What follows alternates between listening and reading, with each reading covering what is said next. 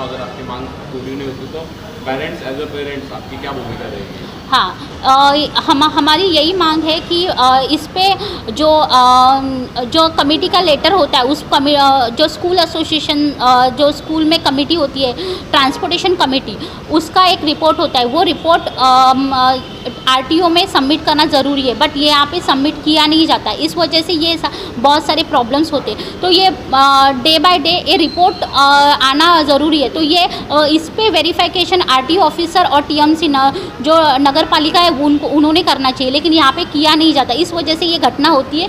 तो प्रशासन से यही मांग है, ऐसे चीज़ों में हमारे बच्चों का भवितव्य और उनकी जान हथेली पे हम रखे हम उनको छोड़ रहे हैं। तो कहीं ना कहीं तो इस पे कड़ी कार्रवाई होनी चाहिए। और मतलब अगर जो दोषी आते हैं, जो स्कूल या जो बसेस, उन पे कड़ी से कड़ी कार्रवाई की जाए, यही हमारी मांग है। अगर ये नहीं पूरी हुई, as a parents association, Maharashtra parents association, हम आंदोलन करेंगे और हम प्रशासन को भी जगाएंगे, क्योंकि हम अपने बच्चों का जो जान है वो जोखिम में डाल के हम इस तरह से ट्रांसपोर्टेशन नहीं देख सकते। अब आपने देखा कि स्कूल की बस की जो लापरवाही स्कूल से है, जो आपने कभी स्कूल में बात करने की कोशिश की? हाँ, स्कूल में बात करने एक्चुअली देखो, जो रूल है, जो जीआर है, उस हिसाब से उनको कमेटी रखनी चाहिए और हम तक सारी इन्फॉर्मेशन देनी चाहिए, लेकिन वो लोग देते ही नहीं है। ये गलती है। क्यों नहीं देते? क्योंकि उनका कहीं ना कहीं जो बस सर्विसेज है उनके तरफ से कि भाई अगर मेंटेनेंस किया तो ज़्यादा पैसे देने। अगर फ़ीस अगर देखी गई, कोविड के बाद फ़ीस बढ़ाई गई है स्कूल की बस की, लेकिन उस तरीके से सर्विस देना ये स्कूल का काम है, बट वो करती नहीं है। हमें दिक्कत यही है कि ये सारी चीज़ें अपडेट डे टू डे हमें अपडेशन देना ज़रूरी है। मैडम, क्या कहना चाहोगे नई मुंबई में जिस तरीके से नए स्कूल का डेवलपमेंट हो रहा है, क्या थाने में कहीं ना कहीं कमी, इसकी कमतरता दिखाई दे रही है? हाँ, अभी हमने देखा गया नवी मुंबई या फिर मुंबई पब्लिक स्कूल मुंबई में बहुत अच्छे सीबीएसई बोर्ड और कैम्ब्रिज बोर्ड के अच्छे स्कूल हो रहे, लेकिन टीएमसी का भी आज अगर सेकेंड हाईएस्ट पेयर नगर पालिका है, लेकिन तभी भी यहाँ के हमारे मुख्यमंत्री है, तो अभी भी हमारे यहाँ पे अच्छे स्कूल की कमतरता है। यहाँ पे जो नगर पालिका के स्कूल है वो फैसिलिटी काफ़ी अच्छी नहीं है। तो मुझे माननीय मुख्यमंत्री से यही निवेदन है कि यहाँ पे भी अच्छे स्कूल होने चाहिए और नगर पालिका के जो सीबीएसई बोर्ड, आईसीएसई बोर्ड के जिस तरह से नवी मुंबई में और मुंबई में है, वैसी स्कूल फैसिलिटी हमें एज अ ठाणेकर हमें ये फैसिलिटी चाहिए। होता है बसेस का, वो बसेस का पासिंग ख़त्म होने के बाद में भी 4-4, 5-5 साल यानी 10-10, 12-12 साल की बसेस आज भी शुरू है, जो मेंटेन भी की नहीं जाती है, जिनका ना शॉक अब्सर का मेंटेनिंग होता है, ना कुछ ब्रेक का मेंटेनिंग होता है, ना सीएनजी का मेंटेनिंग होता है, कुछ नहीं है।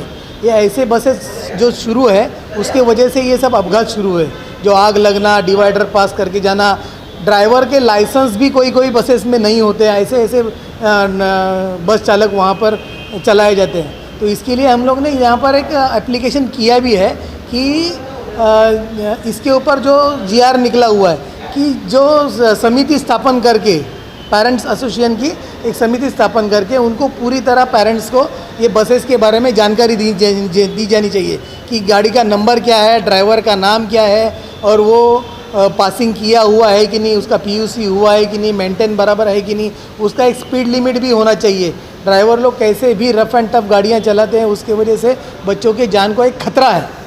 दूसरी बात ये स्कूल ने जो जितना भी अभी बसेस की फ़ीस भी बढ़ा के रख दी है, जो पहले 25,000 सालाना थी वो अभी 40-40 हज़ार रुपया मांग रहे हैं, लेकिन उसमें से भी कुछ फैसिलिटी नहीं मिल रही है। जो स्कूल की बसेस की कंडीशंस देखी जाए तो उसके मुकाबले अगर हम प्राइवेट वैन कोई करते हैं तो उससे मुकाबले आधे दाम में ही हो जाता है। और जिस तरीके से पत्र द्वारा आप बार बार निवेदन देने की कोशिश करते हैं, क्या ऐसा लगता है कि अधिकारी बार बार आप इन चीज़ों को जो है देखने की कोशिश नहीं कर रहे हैं, अनदेखा कर रहे हैं? ऐसा लगता है कहीं ना कहीं ये तो अनदेखा ही हो रहा है, क्योंकि उनको वहाँ से कुछ ना कुछ मिलता होगा तभी तो वो बसेस चलती है, वरना तो कोई हेलमेट भी नहीं पहनेगा तो उसको पकड़ा जाता है, या कोई गाड़ियाँ होती है उनको पकड़ के बराबर वो उनसे वसूली कर लेते हैं। ये बसेस के जो संगठना है इनके बड़े पैमाने पे उनको कुछ पहुंचता होगा पाकिट, तभी तो जाके वो ये नहीं हो रहा है। आज आप दिल्ली में आप देखोगे तो दिल्ली में स्कूल की जो व्यवस्था की गई है देखने लायक है, तो हमारे महाराष्ट्र में ये क्यों नहीं है ऐसा? वहाँ पर बसेस, स्कूल बसेस भी है फ्री, स्कूल फ्री है, एकदम अत्याधुनिक जो शिक्षा दी जाती है। उसके मुकाबले हमारे महाराष्ट्र सरकार क्या कर रही है? महाराष्ट्र सरकार ने भी यहाँ पर सब निगरानी रखनी चाहिए। जो स्कूल 40,000 रुपया बसेस की फ़ीस मांग रहा है तो उनके 240 दिन ही खाली वो बस घूमती है, 365 दिन नहीं घूमती है। और 240 दिन का अगर 40,000 हम लोग कैलकुलेशन करेंगे तो लगभग 175 से 200 रुपया पर डे का एक ट्रिप का होता है। तो ये क्या उसमें वो बराबर है? उसका भी उन्होंने अहवाल निकालना चाहिए। तो एकदम जो आज स्कूल में जो प्राइवेट स्कूल में पढ़ा रहे हैं ये मजबूरी है। एक्चुअली ये महापालिका के स्कूल में इतनी फैसिलिटी होनी चाहिए, लेकिन ये तो नहीं हो रहा है। महापालिका की स्कूल तो एकदम डफर हो चुकी है। तो प्राइवेट स्कूल में अगर कोई पेरेंट्स पढ़ा रहे हैं जो मध्यम वर्गीय है, उनको तो अफोर्डेबल नहीं है ये सब 40,000 रुपया फ़ीस, लेकिन फिर भी करना पड़ रहा है मजबूरन, बच्चों के भविष्य के लिए और बच्चों की सुरक्षा के लिए। लेकिन फिर भी यहाँ पर सुरक्षा नहीं हो रही है। वहाँ पर आपने जो नवी मुंबई में देखा या भिवंडी में देखा, आपने पत्र आपने लिख के कोशिश दी है, अगर ये मांग पूरी नहीं होती तो आगे किस तरीके से आप ये बड़े पैमाने पे हम लोग जो पालक संगठन है, हमारी स्वाति शीतल मैडम है, हम लोग है, मैं एक महाराष्ट्र का सचिव हूँ ये अपना पालक संगठन का। तो यहाँ पर हम लोग एक बड़े पैमाने पे हम आंदोलन करने वाले हैं। अगर यहाँ पर ये स्कूल बसेस के बारे में आरटीओ ने और प्रशासन ने अगर दखलंदाजी करके इसकी एक समिति स्थापन करके सब पेरेंट्स को अगर ये पूरा बसेस के बारे में जो माहिती है वो सब नहीं मिलेगी तो ये बड़े पैमाने पे आंदोलन होगा और इसकी पूरी जिम्मेदारी सरकार होगी, आरटीओ होगा। इसकी एक जानकारी लीजिए। जिस तरीके से लगातार बस में आग लग रही है, क्या लगता है आपको और क्या कहना चाहोगे उसके बारे में? मेरा कहना सिर्फ इतना ही है कि अगर आप फ़ीस एक तो ज़्यादा ले रहे हैं, प्राइवेट वैन से कंपेयर करोगे तो स्कूल बस की ज़्यादा फ़ीस होती है।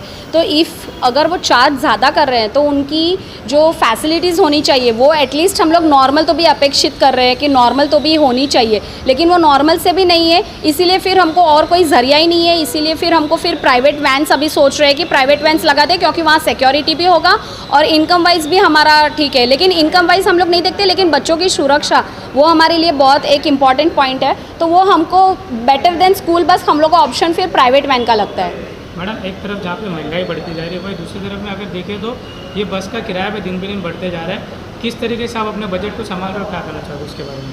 हम लोग भी वही बोल रहे हैं कि जैसे अगर स्कूल बस को भी पेट्रोल डालना पड़ता है खुद की बस चलाने के लिए, तो वैसे ही प्राइवेट वैन में भी वही सेम होता है। तो फिर इनको वैसे भी आप चार्जेस कंपेयर करोगे तो प्राइवेट के कम है, लेकिन अगर हम लोग ज़्यादा पैसे भर रहे हैं स्कूल बस को लेके, क्योंकि हम लोग सिक्योरिटी एक तो डिमांड करते हैं और कुछ नहीं, लेकिन एज़ कम्पेयर आप सिक्योरिटीज़ देखोगे तो स्कूल की नहीं है इतनी, जितना वो मैम ने बोला है वैसे तो इतना नहीं है। स्कूल बस हम लोग को स्कूल मैनेजमेंट, वो बोल रही हूँ, स्कूल मैनेजमेंट हम लोग को जितना रिवर्ट होना चाहिए उतना हम लोग को रिवर्ट नहीं दे रही है। तो हम लोग वही बोल रहे हैं कि अगर हम लोग ज़्यादा पैसे अगर पे कर रहे हैं प्राइवेट बस से, प्राइवेट वैन से कंपैरेटिवली हम लोग स्कूल बस के लिए ज़्यादा अगर पैसे दे रहे तो हम लोग एटलीस्ट हम लोग को अच्छी सिक्योरिटीज़, अच्छी फैसिलिटीज़ और नॉर्मल फैसिलिटीज़, बहुत अच्छी भी नहीं लेकिन जो नेसेसिटी फैसिलिटीज़ है वो हमको क्यों नहीं मिली जा रही है।